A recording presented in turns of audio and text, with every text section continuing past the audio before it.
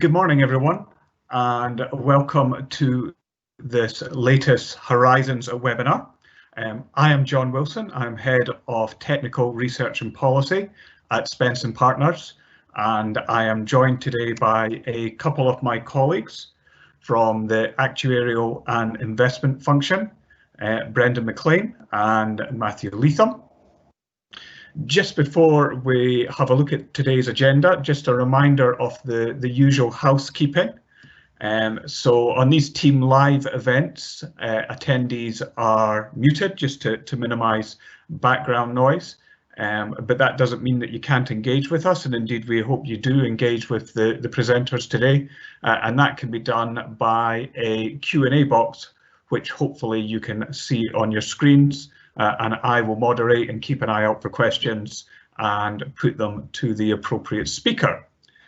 As promoted, today's event is around superfunds, as they are so called, or maybe more technically commercial consolidators. I suppose, depending on your perspective, that they are essentially another option in terms of discharging defined benefit pension scheme liabilities. Perhaps the best analogy is another form of buyout, but with a very different covenant from an insurance company covenant, which applies in the event of transferring liabilities to an insurance company provider. And our plan today is to approach the topic of superfunds from three different angles. I am going to have a look at them essentially from a legal, or if you like, constitutional angle, a kind of what exactly are they? My intention then is to pass on to my colleague Matthew Leatham, who is going to look at it from an actuarial perspective, essentially considering what trustees and employers might think about from an actuarial angle, where a pension super fund on their radar in terms of discharging some or all, more likely, of defined benefit pension scheme liabilities. Then I'm going to hand over to Brendan McLean, who is going to look at superfunds from an investment strategy perspective. And there will be time, as ever, at the end for a bit of a discussion or to address any questions that you might have.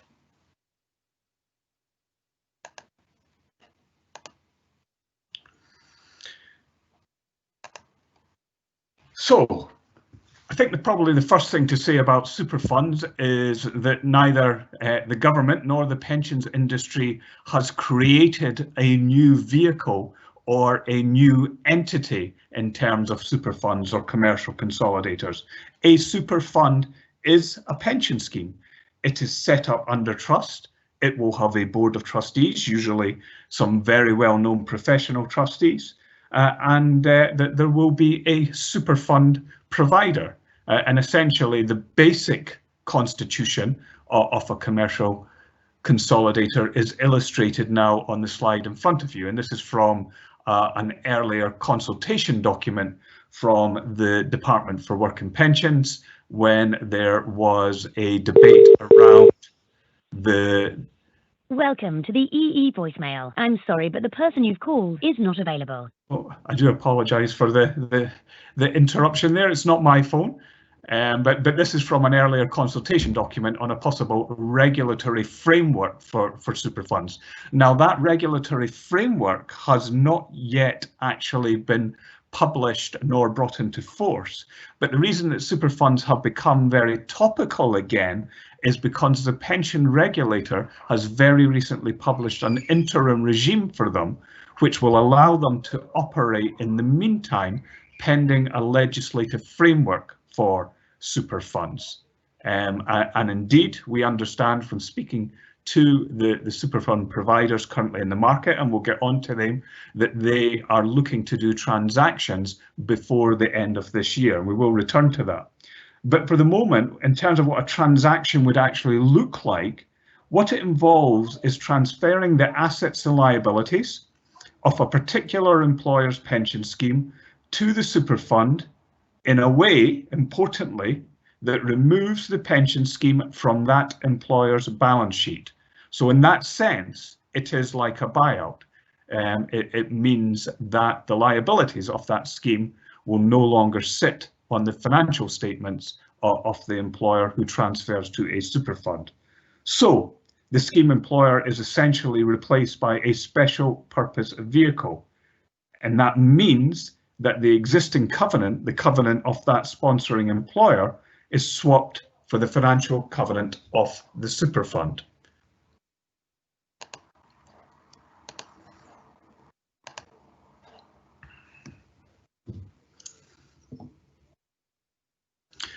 So just a little word about the legals, as I've titled it on that particular slide. A superfund is, I suppose, by way of analogy, like a large defined benefit pension scheme, but without any substantial employer. Thus, we have yet another acronym in the pensions industry, which is SWOS, which you will hear about quite often in the context of superfunds. But all that means is that it is a pension scheme without a substantial employer. I think it was an expression that was actually partly coined by the Pension Protection Fund when determining how the UK lifeboat would apply to pension superfunds.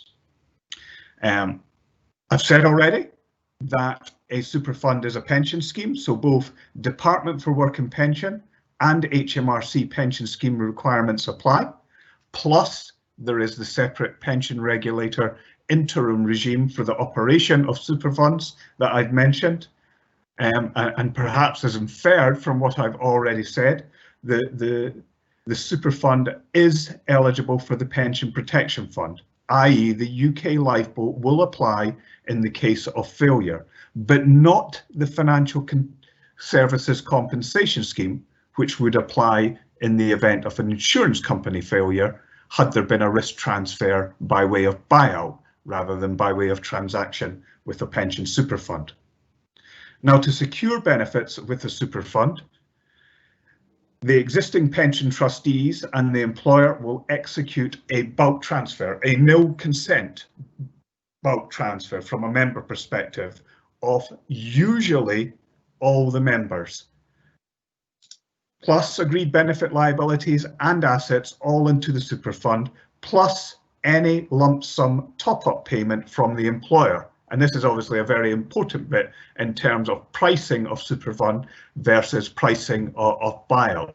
Normally, bulk transfer of assets and liabilities plus another sum, and we will get on to what that sum might look like, and in particular, what it might look like relative to the additional premium that might be payable in the event of a pension scheme buyout.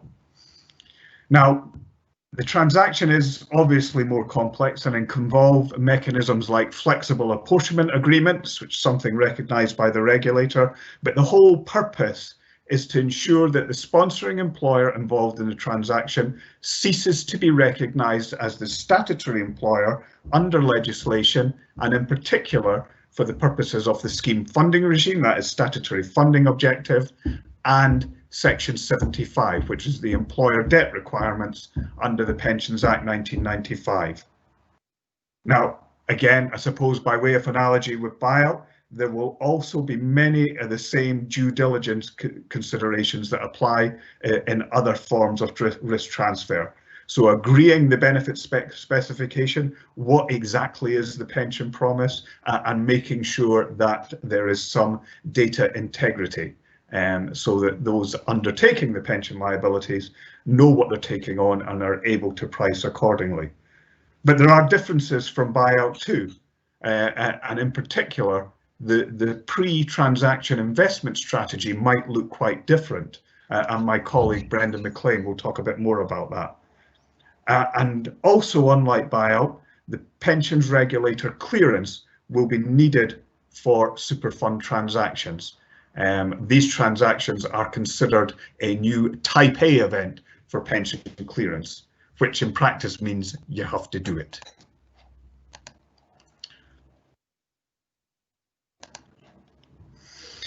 Now, the marketplace for pension superfunds, such as it is at the moment, so far the two models that have emerged are PSF, which stands for the Pension Superfund. I'm sorry, their logo's not very clear on that slide there, and also Clara. But whilst there are only two players in the market, I think what is most fundamental at this stage is recognition that their business model is quite different.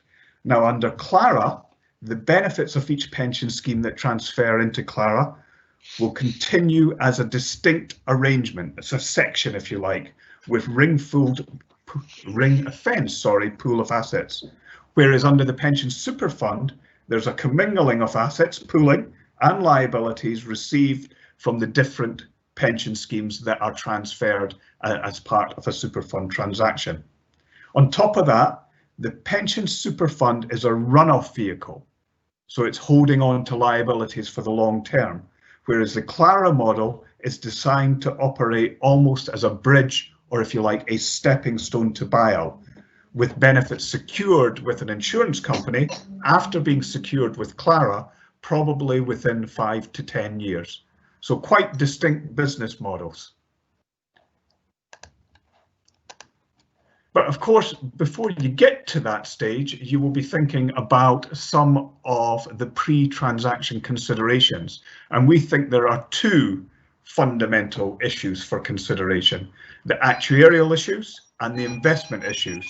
And I think at this stage, Matthew, I'm going to hand over to you, and you're going to look at actuarial first. Yeah, that's right. Can I just check that everyone's able to hear me at the minute? Yeah, we can do, Matthew. And if you give me a nudge whenever you want the slides to be moved on. Yeah, that's perfect. Thanks, John. Yeah, so from an actuarial perspective on superfunds, there's three main things that we're going to look at here. We're going to look at how much a transfer to a superfund will cost, and kind of in particular, like what will that look like compared to like current funding of the scheme, and what might it look like compared to a buyout cost.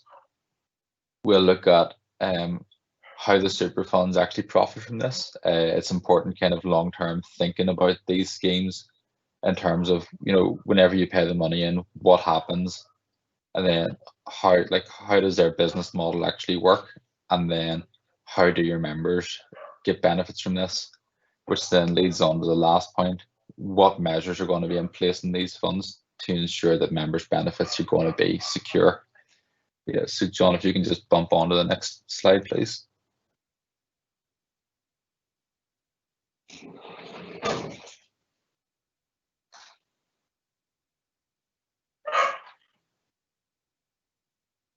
John, I think that does show on slide 6. If you're able to go on to slide 7, please.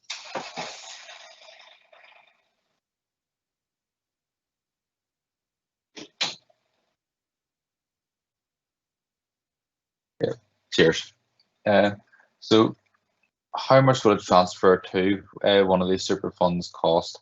So TPR have set some capital requirements in their initial guidance for the consolidators, and one of the main things is that for every transfer they expect that there'll be a 99% likelihood that after 5 years of running that these funds will still be fully funded on what the pensions regulator have set as a minimum technical provisions level. And that minimum technical provisions level is roughly, it's set out as gilts plus 0.5% discount rate, with most of the other assumptions being a broadly best estimate basis, and this should be no less prudent than recent experience in the scheme would suggest. So in that, you're probably looking at something that would be kind of 10%-ish below buyout, but that can obviously vary depending on the nature of your own particular scheme. There's two different approaches to pricing these schemes from the two consolidators at the minute. Clara have an approach that's based on like a charge that's relative to the buyout cost of the scheme, and the pension super fund have derived their own self-sufficiency basis that they term a capital adequacy basis. So if we first look at how the initial cost on Clara would work, John, if you're able to just jump on to the next slide, please. Okay, I have moved on again, Matthew, but again, it might just take a few seconds. Oh, okay, thanks, John. Yeah, I think last time it just didn't show up on my screen for like 15 seconds afterwards. So you should be able to see on your screen here that we have a graph that kind of shows the assets and liabilities, what it would look like under Clara. So we've got liabilities based on buyout, and so we've got notional scheme assets here as say 75% of buyout at the minute, so 75% buyout funding. So for a transfer to Clara, at the minute, in general, they will require that 90% of the buyout cost is paid to them by the scheme or by the sponsor. So normally it's just going to come from, like, if the sponsor is near, if the scheme is kind of near the Clara funding level and the sponsor is able to pay in an extra top up to bring it to this 90% of buyout, then Clara's investors will pay the extra 10% of capital to give them full buyout funding up front. And then from that, Clara will run the scheme on and work towards buyout, and investors will be able to take any surplus over buyout when the scheme finally buys out. The Superfunds model is slightly different. John, if you're able to just jump on to the next slide again, please. Okay, that has moved on if you want to start talking to the slide now. Yep, thanks. So this model is slightly different. So the pension super fund require that they will be 115% funded on their self-sufficiency liabilities. Their self-sufficiency liabilities are slightly more prudent, about 5% more prudent than the pensions regulator's minimum technical provisions. It's generally set with a discount rate of around gilts plus 0.25%. So in this case, we can see that the scheme's assets, again, 75% funded on this basis. They will require that the scheme and the sponsor put in an amount that will bring them to 105% funded on their like self-sufficiency basis. And then the super funds investors will pay in the extra top up of 10% on top of that to bring it up to 115% funded. And just again, there may be some variations on this depending on your scheme's own circumstances, because it has to be the minimum requirement that they're going to be, that there's a 99% chance that they're still going to be fully funded on the pensions regulator's minimum technical provisions after 5 years. Just there can be some kind of variations between schemes on that, but as an indicative level, this is what the super funds are suggesting at the moment. As a quick comparison on the 99% over 5 years model, that compares to buyout. So whenever you buy out, the insurers are required to sort of hold enough capital that would provide a 99.5% level of security over 1 year. And just to make the point that it is quite difficult to actually sort of compare the security on 99% over 5 years versus 99.5% over 1 year. So I think the next thing we're going to look at is how the different consolidators look to extract profit from their funds. So yeah, John, if you jump onto the next slide again, please. Okay, that has moved on, Matthew. Great, thanks, John. Yeah, so Clara positioned themselves as a bridge to buyout. So you pay up front, you pay the sort of Clara premium up front, and they will run the scheme for a period of 5 to 10 years, or whenever most or all of the deferred membership has either transferred out of the scheme or retired. They will then look to transfer the scheme to an insurer and move to buyout themselves. And whenever that buyout is achieved, any surplus that the funds that there are over and above buyout will then be returned to the investors. Whereas with the pension super fund, their aim is slightly different. So they aim to run the scheme until all the benefits have been paid. and they return the capital to their investors as follows. So every year they will do a measurement of the funding of the scheme versus their self-sufficiency basis.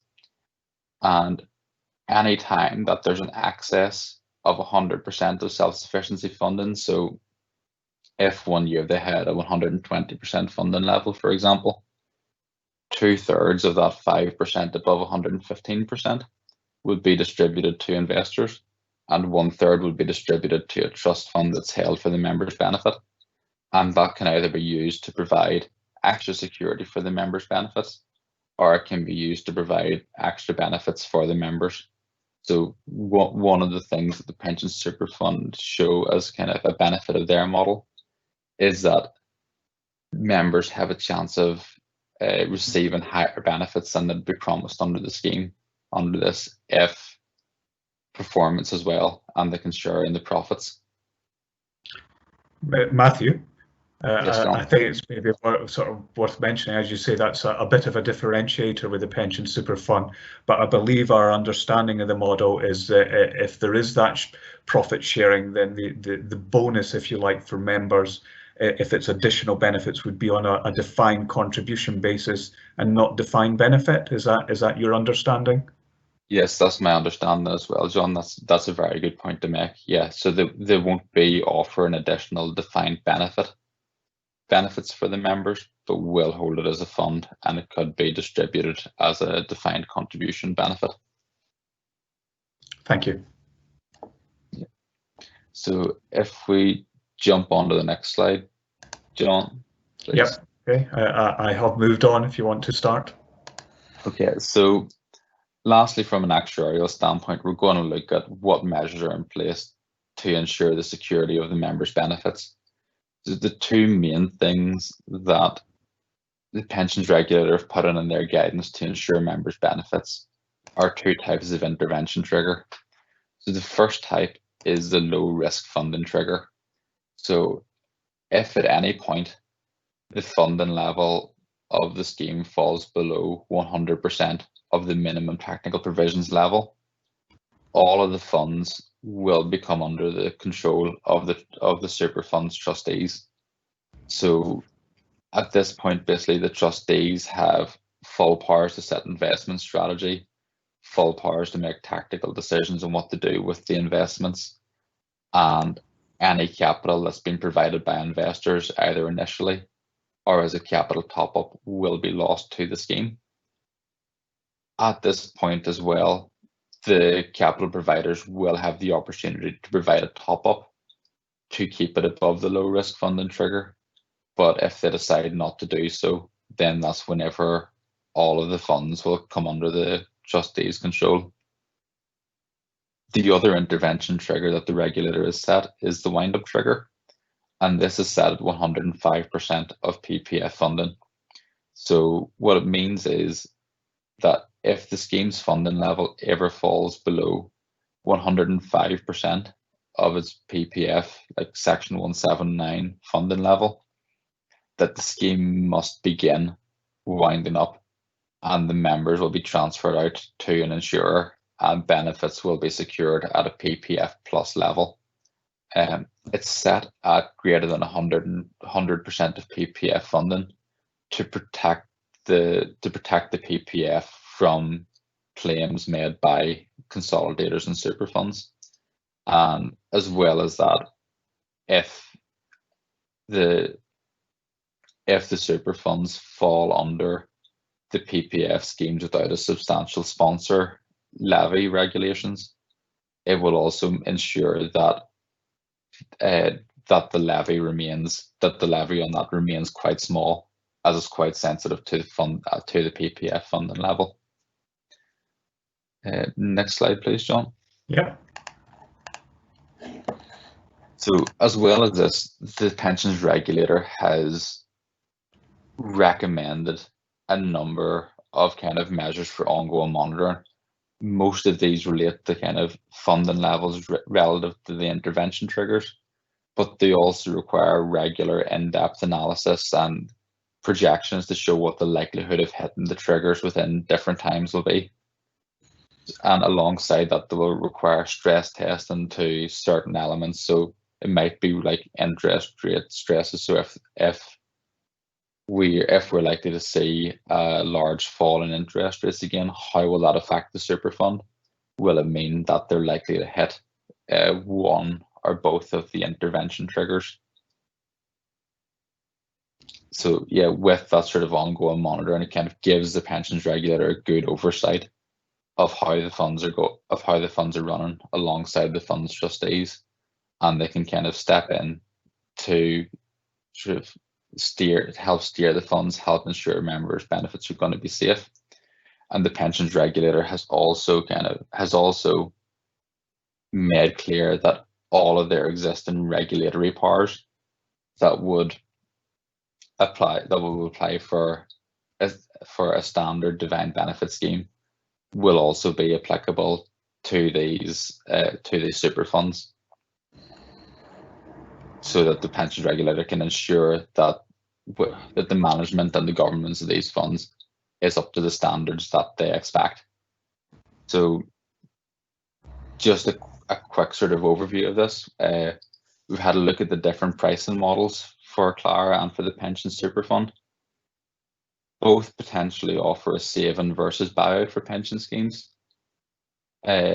largely coming from the fact that the consolidators own investors are going to put up some of the capital needed to ensure the safety of members' benefits up front. We've seen that they've got two different ways of taking profit from the scheme. So Clara looked to move to buyout eventually, whereas pension super fund looked to run the scheme in an ongoing manner. So if you're considering a transfer to one of these funds, it may be worth considering like what might be best for your members. Is it best that ultimately they do move to buyout, or is it best that they kind of sit in the super fund and have their benefits paid from that ongoing?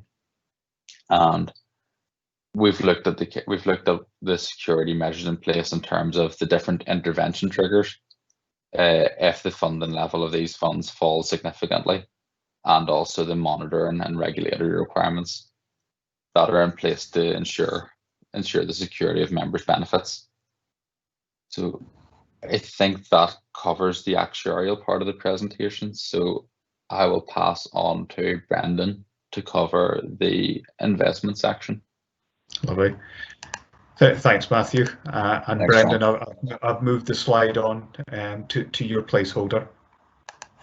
Okay, thank you, John. Okay, so I hope everyone can see the slides, and I thought I'd start off with a very important point that all the investments should comply with the principles set out by the pensions regulator for the super funds. And this is particularly important because super funds are ultimately owned by investors, and they could be motivated to enhance the returns of the super funds so they get more profit at the end of the day. But the pension regulator has their rules in place to stop those type of activities taking place. So members should be confident that there is a lot of governance surrounding the investments of the super funds. And the key benefit of schemes joining the super funds is that they'll benefit from economies of scale. And this reflects itself most in the reduction of fees paid to managers, which can substantially reduce the cost of running the scheme. And of course, that benefit is transferred to the members as they will benefit from lower fees, and also will get access to more efficient investment strategies. For example, we'll be able to access more illiquid strategies that they may not be able to benefit from, particularly if they were a smaller scheme. And this will add an extra layer of motivation for people to join super funds, particularly if they're smaller and they don't have the same level of governance to find new investment strategies. And a key difference is that they've got less restrictions versus insurance companies. Super funds are not bound by Solvency II. That helps find more long-term illiquid assets, which insurance companies don't tend to allocate to because it's expensive for them to hold under the Solvency II regulations. And this is a key benefit when it comes to transferring into super funds, particularly with in-specie transfers. Normally, whenever a scheme goes to buyout, the scheme will try and change its assets to sort of match what the insurance company would like. That way it's cheaper for them. But it also means that they will remove any illiquid assets that the insurance company may not like, and it ends up making a more inefficient investment strategy. However, with the super funds, because they're not restricted as much as insurance companies, they're able to take more liquid assets, and it's just less planning needed for schemes. Another key benefit is that super funds are able to take deferreds. Normally, insurance companies don't take them because the duration's too long and it's harder for insurance companies to find appropriate assets to match them. And because super funds can take deferreds with a longer duration, will focus their asset allocation on assets that can match those, particularly infrastructure, due to its long time horizon. And the target asset allocation for the super funds is 80% hedging assets with 20% growth assets. And it's important to note that the 20% growth assets will be invested in a responsible and sustainable way. There'll be a key focus of any growth assets that they will allocate to, particularly when it comes to infrastructure. And the asset allocation will depend on the assets being transferred in. As there isn't as many schemes within the super fund, the target asset allocation hasn't been met. So it's more of a long-term view of the appropriate asset allocation. And the asset allocation will be supported by advice from independent investment consultants. So they will be getting external expert advice. And over the long term, the target outperformance will be liabilities plus 1.9%, which could be quite high given the low yield environment, but it is over the long term, 20, 30 years is the investment horizon for some of their investments. Okay, John, I'll hand it back to you. Lovely. Thank you for that, Brendan. Yeah, I'm conscious of the time. We were due to finish at 10, but maybe if I could just sum up by highlighting one or two points on this final slide here. So, I mean, in terms of the utility of pension super funds, maybe the way to think about them just now is they're just another very recent option which might be looked at for trustees and employers that have the discharge of DB liabilities on their radar. There are only a couple of players, and there is no regulatory regime in place at the moment. But as we've alluded to, there is an interim regime published by the pensions regulator, meaning, of course, super funds are regulated by the pensions regulator, not by the Financial Conduct Authority. Both Clara and the pension super fund tell us that there are transactions in the pipeline, and they will be announcing some transactions very, very soon, certainly this year. So the point that I'm making here is that transactions are doable now. You do not need to wait for the legislative framework, which we understand could be a few years off. Application of these is not just for ongoing schemes, but it could also be schemes that have gone into the PPF assessment, but because their assets are more than PPF liabilities, they can secure outside the PPF. So another option for these PPF plus schemes, as they're called, rather than buyout, would also be a super fund. Maybe just sort of two final points there, and they are the two final points on the slide. I mean, if buyout is already very much on the radar of a pension scheme, then probably super funds are not an alternative option. That is the clear inference in the pensions regulator's interim guidance, which states Superfunds should not accept transfers from schemes that have the ability to buy out soon. And I think, there's probably more than one meaning of soon, and it would depend on the circumstances. And just finally, picking up on a point that I think the other speakers have made, is that a lot of buyouts at the moment tend to be sort of focused on pensions and payment, that is pensioners, and sometimes deferreds are not bought out at the same time. I suppose mainly because it can be very, very expensive. So perhaps a last thought to leave you with is perhaps there is a combination approach that can be used with the new commercial consolidators, Superfunds and the buyout providers in terms of the different categories of liabilities.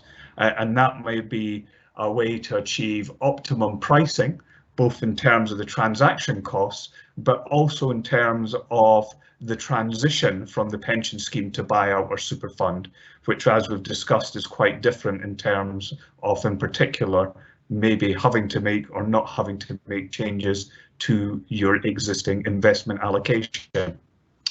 And on that note, conscious that I have run over and not seeing any questions on the question and answer board, I will leave it there. Thank you for joining us today. Our next webinar will be on the 27th of August, and we will send out details probably 2 to 3 weeks in advance of that. Thank you again. Stay safe and have a good day.